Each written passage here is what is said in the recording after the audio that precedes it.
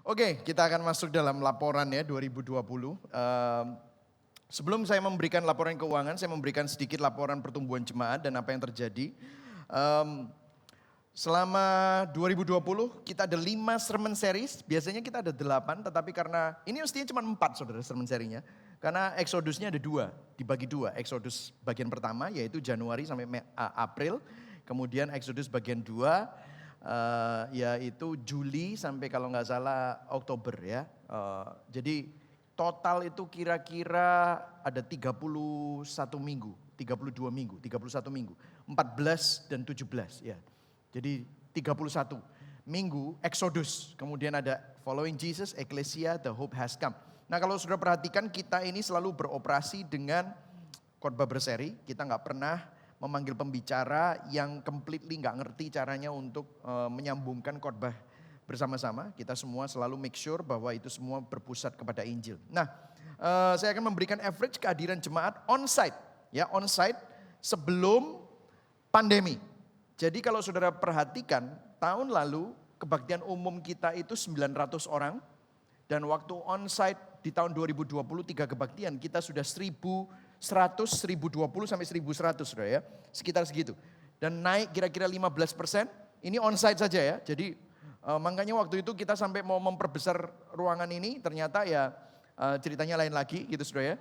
Anak-anak, jadi saudara lihat dari 2016 sampai 2020, setiap minggu ada kira-kira 170 anak di sini ya. Ini belum termasuk youth saudara, youth juga ada. Jadi sebelum pandemi ini Januari sampai Maret itu kira-kira segitu. Saat pandemi di November sampai Desember kita rata-rata kehadiran November yang kemarin itu yang 2 minggu sekali 175 orang. Oke, rata-rata kehadiran sejak itu. Jadi penurunannya memang banyak, tetapi kalau kita melihat dari average viewer online service, nah ini luar biasa sekali. Ternyata kenaikannya bukan hanya, ini mungkin cara Tuhan ya. Kalau saudara perhatikan, rata-rata viewer Gibeon Church Channel tahun 2020, itu rata-rata viewer per minggu itu 9.000 viewer untuk setiap kebaktian kita. Jadi maksudnya setiap minggu kebaktian kita, 9.000 viewer. Artinya reach kita jauh lebih besar pada saat pandemi daripada pada saat kita masih onsite. Karena onsite cuma 1.000 ya. Dan kalaupun di live streaming kan cuma hanya berapa ratus saja gitu loh saudara. Tetapi ini 9.000 orang yang melihat. Dan kita juga masuk di MNC, kita juga masuk di live channel, kita juga masuk di Pijar TV ya saudara ya. Nah Gibeon Next Gen yaitu youth dan kids, rata-rata viewernya ini luar biasa sekali, 457 saudara. Yang nonton kids sermon, kids worship. Jadi artinya kita pun juga mendapatkan feedback bahwa banyak gereja lain yang mengikuti Gibeon Next Gen YouTube. Jadi jangan sampai jemaat kita sendiri yang ini owned by us. Kalau saudara perpuluhan di tempat kami, ini biayanya masuk ke sini saudara. Jangan sampai saudara ini menyia-nyiakan apa yang sudah disampaikan, difasilitasikan untuk kita semua ya saudara ya. Dan kemudian Gibeon Worship, nah worshipnya itu diedit lagi, dimasukkan di YouTube karena kalau saudara notice lagu-lagu di Gibeon Church ini agak berbeda ya. Berbeda ya saudara ya. Saudara nggak akan temukan lagu-lagu antroposentris. Kita semua lagunya teologi. Lagunya selalu syarat dengan teologi. Jadi makanya kita membuat Gibeon Worship sendiri dan saudara lihat rata-rata viewer per minggu 1.575 viewer. Jadi ini luar biasa sekali. Saya mengucap syukur kita mempunyai tim multimedia yang sangat luar biasa, berikan apresiasi. Thank you, Putut, Rian, Dio, teman-teman kameramen, multimedia, dan sosial media kita juga. Wah luar biasa ya saudara ya. Nah aktivitas online, ya jadi kalau saudara perhatikan kita mempunyai aktivitas online. Facebook follower kita ada 2.900, Instagram follower kita 10.700, website visitor kita 62.785. Itu naik sebanyak 36.000, jadi double. Website kita naiknya double. Gibeon app user, sekarang kalau saudara belum punya app, make sure saudara download. Sekarang sudah 700 orang yang pakai Gibeon app. Nah, ada renungan harian. Saudara tahu renungan harian yang gospel center sangat susah. Saya terus terang gak punya waktu untuk menulis setiap hari ada renungan harian. Makanya apa yang kita lakukan, kita beli bahan gospel center dari Paul Tripp di Amerika. Kita hire orang untuk translate. Dan kemudian setiap minggu kita taruh di dalam app kita. Jadi kalau saudara mau memastikan saudara mendapatkan app yang Gospel Center, saudara bisa renungan harian Gospel Center, saudara bisa download app kita. Ya karena cuma hanya di situ renungan hariannya. YouTube subscriber kita ada 12.900, Gibeon Worship ada 1.069, Gibeon Next Gen 291. Ya saudara bisa lihat ini update-nya. Nah database jemaat tahun 2019 kita mempunyai orang yang committed mau digembalakan di gereja Gibeon 1.551 orang. Tahun 2020 ada 1.702 orang individu yang mau digembalakan dan mereka mengisi untuk menjadi jemaat. Nah orang yang visitor kami nggak masukkan ke sini. Jadi kalau ada orang datang, oh kami hanya visit, kami nggak masukkan sini. Tetapi kami mau bergabung, ini ada segini. Jadi naik 10%. Persentase rentang usia jemaat yang lahir di tahun 1960 ke bawah, yaitu baby boomer generation, ada 105 orang, 6%. Tahun 1960 sampai 1980 Gen X, ini termasuk saya, itu saudara ya. Ya enggak tahu Gen X di sini juga ada banyak, itu 23%. Kita mulai dikalahkan ini, saudara ya. Milenial, wah 50%, ini gereja milenial sungguhan ya. 1980 sampai 2000 ya 828 orang dan Gen Z 22%. Watch out milenial, kamu sebentar lagi akan karena makin banyak yang punya anak ini ya saudara ya. Ya our youth pastor mestinya tadi itu dia yang menjelaskan tentang next gen, tetapi dia baru punya bayi. Our pastor Dave ya sama Fania baru punya bayi lahirnya kemarin saudara ya. Jadi makanya pas banget hari ini dia memang enggak boleh ada di sini gitu saudara ya. Jadi 22%, kalau saudara bisa melihat ini presentasinya seperti ini ya saudara ya. Nah data jemaat yang lulus APS, ini luar biasa loh, online loh saudara. Online yang semester pertama separuh cuma hanya 3 onsite, kemudian sisanya online semua. Ada kuisnya dan kalau online lebih susah, kenapa? Masuk, dicek, kameranya begitu enggak ada videonya langsung ditegur, kalau enggak dinyalain videonya dianggap gagal. Jadi mereka tuh benar-benar harus gini saudara. Habis itu dikasih kuis. Kalau kuisnya di bawah 70% diajak bicara. Kenapa kok 70% kamu tadi? Enggak dengerin tadi. Luar biasa saudara. Kalau saya dulu saya gak APS-APSan gitu saudara ya. Tapi luar biasa ini 139 orang loh lulus APS. Ini saya perlu mengapresiasi teman-teman yang sampai lulus APS. Lulus APB, ya berikan tepuk tangan buat mereka, luar biasa. Lulus APB 74 orang, ya. Ministry volunteer yang jadi volunteer itu kira-kira ada 403 orang. Yang dimuridkan dalam care group, yang tergabung dalam care group total jemaat itu 513. Nah ini kurang bagus saudara, terus terang karena hanya 30%.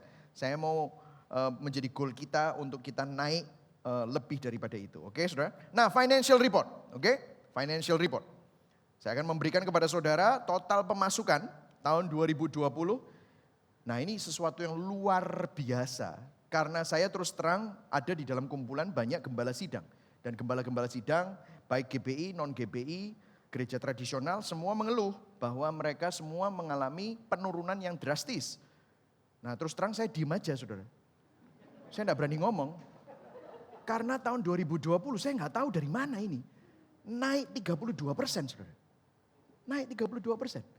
Dan kalau sudah perhatikan, kalau saudara sudah mengikuti di Gibeon, tidak pernah sekalipun kita bicara tentang uang, tidak pernah sekalipun kita mengintimidasi, mengiming-imingi orang dengan berkat. Tapi kok bisa naik seperti ini saya juga bingung. Nah setelah kita selidiki ternyata banyak sekali orang yang dari luar kota juga. Mereka nggak punya gereja selama ini nomaden. Bahkan di tempat mereka sendiri dulu tidak ke gereja. Tetapi karena pandemi mereka ke gereja. Mereka cari-cari. Dan mereka mendengar word of mouth. Makanya viewer kita bisa 9.000 per minggu. Dan rupanya saya juga melihat bahwa ada akun-akun dari luar kota, luar pulau. Itu memberikan persembahan kepada kita. Wow, saya sampai bingung sekali kok bisa seperti itu gitu saudara ya. Jadi tahun 2020 dibandingkan tahun 2019 kita 2019 4,6 M, tahun 2020 6,07 miliar, ya, itu total pemasukan.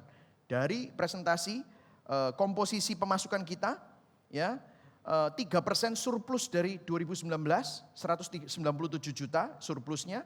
Kemudian 6% dari persembahan lain seperti kayak misalnya ada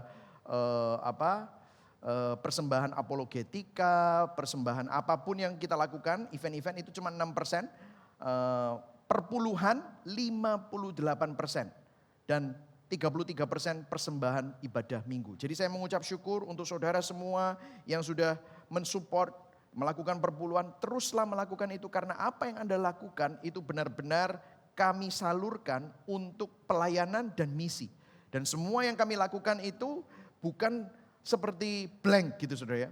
Yang kami lakukan semuanya untuk kembali melayani jemaat. Nah apa yang kita lakukan terus terang pengeluaran juga banyak mengalami penurunan di tahun 2020 terutama dalam hal fasilitas, dalam hal konsumsi. Karena setiap minggu biasanya kalau dulu ada 1.100 orang, ya itu 1.200 karena belum termasuk anak-anak ya. Umumnya 1.100, anak-anak 150. Jadi kira-kira 1.250. Anak-anak itu paling banyak makan snack, makan Milo, minum Milo itu ya. Waduh satu bulan itu ya, Milo, snack itu semua ya. Sama teh, kopi, dan snacknya orang dewasa. Dan snacknya semua para volunteer. Karena setiap minggu kita bisa ada 200 volunteer ya total. Itu banyak saudara, jutaan. Nah itu enggak ada saudara. Nah apa yang terjadi selama 2020, karena kita sudah beli tanah di situ, maka kita mengalokasikan tabungan pembangunan. Jadi apa yang terjadi, kita menabung 120 juta per bulan untuk dimasukkan selama 12 bulan untuk alokasi dana pembangunan sehingga nanti kalau kita siap, ini setelah membicarakannya bersama-sama dengan pastoral team, nanti kalau kita siap untuk membangun, kita tidak mulai dari nol. Tetapi kita ada ini tahun ini aja baru mulai ini. Karena memang ada penurunan di dalam hal fasilitas dan hal-hal yang logistik gitu saudara ya. Nah pengeluaran kita adalah 4,654 juta 469.290 miliar ya. Itu 74%. Sehingga surplus kita 3% karena yang 23% ini kita masukkan di dalam alokasi dana pembangunan. Nah, komposisi dari pengeluaran kita, nah ini di sini saudara. Saudara bisa melihat, sendiri. Kalau sudah nanti ada pertanyaan, saudara bisa tanya sama saya atau tanya sama Melisa atau salah satu pastoral tim Pak Haryadi dan yang lain-lain. Saudara bisa melihat bahwa 11% fasilitas ya. 11% ini fasilitas ini ada di sini dari 4,6 M ya. Ini yang tadi ya, 4, ini ya. Sorry, ya ini. 11% fasilitas. Nah saya menulis di sini fasilitas itu apa saja ya. Ada asuransi, ada lighting, beli lighting, benerin banyak hal, paving, hal-hal yang kita lakukan untuk maintenance fasilitas. Nah itu juga ada hubungannya dengan yang kedua adalah maintenance. Maintenance itu 9%, nih 9%. Jadi 11% sama 9% ini ada hubungannya dengan fasilitas. Ya. Administrasi itu berapa persen ini di sini? 7% ini di sini. Apa saja yang ada di administrasi? Printing, fotokopi, telepon, internet, tinta, pulsa, souvenir untuk newcomer, akte-akte, booklet, amplop, domain website, gereja soft untuk database, church management system ya, itu pakai komputer.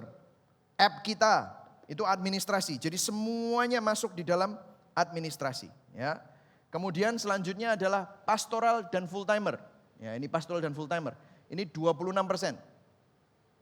Nah, ini kalau saudara perhatikan ini kira-kira ada total dalam satu tahun itu kalau nggak salah 1,19 M dan kita ada 15 full timer. Nah kalau saudara bagi sendiri aja, bagi 12, bagi 15, saudara akan melihat gaji mereka semua normal, termasuk saya. Oke saudara ya. Jadi semuanya saudara bisa bagi sendiri saja. Ada 15. Plus kita ada 3 orang yang pensiun, yang kita terus biayai karena mereka sudah lebih 70 tahun termasuk founder kita Bu Meti, dan juga ada 2 dulu bekas full timer kita 2 orang ya, mereka juga terus dibiayai. Nah itu semua termasuk di dalam sini. Hanya 26%. Saya sampai tanya sama orang-orang yang ahli di dalam organisasi non-profit, yang sehat itu seperti apa? Saya sudah 26%. Dia bilang, wah itu masih jauh Pak. Biasanya orang-orang itu 35%. Jadi kita masih di bawah 9%, saudara. Jadi that's where we are, supaya saudara bisa tenang dan aman bahwa kita semua tidak menyalahgunakan dana Anda untuk gaji saya atau gaji orang-orang yang jadi hamba Tuhan. Oke saudara. Rumah tangga 3%. Rumah tangga itu apa saja? Yaitu tisu, toilet, air minum, LPG, pengharum, peralatan dapur, gelas-gelas, piring-piring, kertas, garpu plastik, taplak meja, jas hujan, suplai kamar mandi, rice cooker, dispenser, ya situ semua ya saudara ya. Supaya saudara tahu ya. Kemudian misi dan community. Misi dan community ini naik saudara ya. Kita dulu awalnya cuma 10%, tetapi sekarang 16% misi dan komunitas. Jadi semua kita mensupport pelayanan pedesaan, seminar sekota, goel, itu tadi kalau sudah lihat kerjasama dengan YISB, kerjasama dengan GTB, membagikan paket-paket sembako pada saat pandemi-pandemi ini. Semuanya kita lakukan itu adalah misi dan komunitas. Ya, kita melakukannya untuk bukan hanya kepada orang-orang yang ada di luar pulau, tetapi juga komunitas kita di sekitar sini. Kita membagikan waktu mestinya pasar murah, kita nggak jadi pasar murah, tetap kita bagikan untuk orang-orang miskin di sekitar kita. Kita membagikan paket-paket sembako. Ya. Terus kemudian pelatihan dan pengembangan itu 2%. Pelatihan dan pengembangan itu apa? Seperti diklat, training-training yang dilakukan dengan cost-nya, training guru kids, pelatihan apologetika, relevant leadership, hal-hal seperti itu kami masukkan di dalam pelatihan pengembangan ya. Dan juga seperti saya sekarang mengambil master lagi Christian Apologetics ya di Biola University. Nah ini masuk di dalam pelatihan dan pengembangan ya saudara ya. Terus ministry dan pelayanan, wah ini termasuk besar ini saudara. Ini apa ministry dan pelayanan? 20%, saudara bisa kalikan sendiri dari 4,65 M ya, 465 M ya. Itu apa saja. Jadi ministry dan pelayanan adalah semua cost dari departemen pelayanan. Kita ada 10 departemen, dari multimedia, children, bahan, buku, training, PK untuk vocal coach, trainer untuk bicara di training untuk children, untuk lighting, untuk sound system. Apapun yang berhubungan dengan pelayanan, semua yang akhirnya disuntikkan kembali untuk kepentingan jemaat, ini adalah masuk ke dalam ministry dan pelayanan. Itu 20% dari ini ya saudara ya. Dari ini ya, 4,6 M. Ya. Kemudian aset tetap. Nah aset tetap adalah hal-hal yang kita beli pada saat pandemi seperti multimedia equipment. Siapa yang menyangka bahwa kita butuh studio? Karena selama ini children sama youth tidak pernah butuh studio. Mereka punya ruangan sendiri-sendiri. Dan mereka biasanya melakukannya live, tetapi sekarang harus direkord. Jadi kita membutuhkan studio. Kita beli soundboard baru, ada beberapa kamera baru, ada backdrop baru ya yang bisa diganti-ganti, dan juga semua berhubungan yang aset tetap ini berhubungan dengan seperti kita beli TV untuk tambahan, ada kursi, iPad, hard disk, laptop, PC, renovasi sebuah ruangan di atas lantai 3 untuk dijadikan studio mixing, ya itu semua masuk ke dalam aset tetap ya. Oke, itu saudara ya. Jadi saudara bisa melihat ya, ini yang terjadi selama ini. Kemudian Gibeon Church Structure, kalau saudara lihat, saya di GBI itu sebenarnya lead pastor atau gembala sidang itu mempunyai kuasa tertinggi. Tetapi saya terus terang tidak percaya sama diri saya sendiri. Itulah sebabnya kita mengubah caranya bahwa saya tidak mempunyai kekuasaan tertinggi, tetapi saya memimpin bersama dengan pastoral team yang bisa menegur saya, yang bisa menjadi check and balance terhadap saya, dan ditambahkan oleh church board, majelis. Majelis ini awam, yang ini rohaniwan. Saya gembala sidang, saya jadi mendengarkan dua nasihat dari awam dan dari rohaniwan. Rohaniwan berpikir dari kacamata gereja, awam berpikir dari kacamata awam yang non rohaniwan gitu ya. Nah saya memimpin, ada eksekutif pastor, dan ada finance dan accounting. Dan di bawah sini ada facility humas, yaitu care, building facility, peralatan dan aset.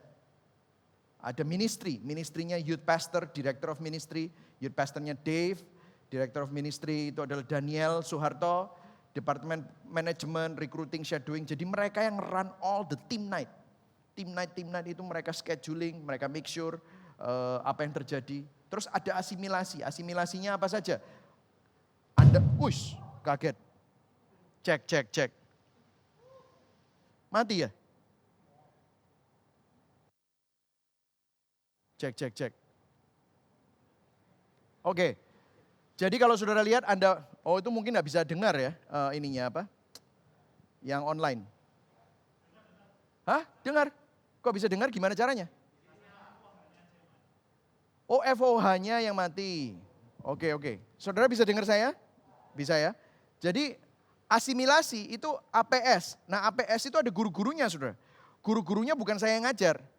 Tetapi sebelum mereka jadi pengajar, mereka harus ngajar di depan saya.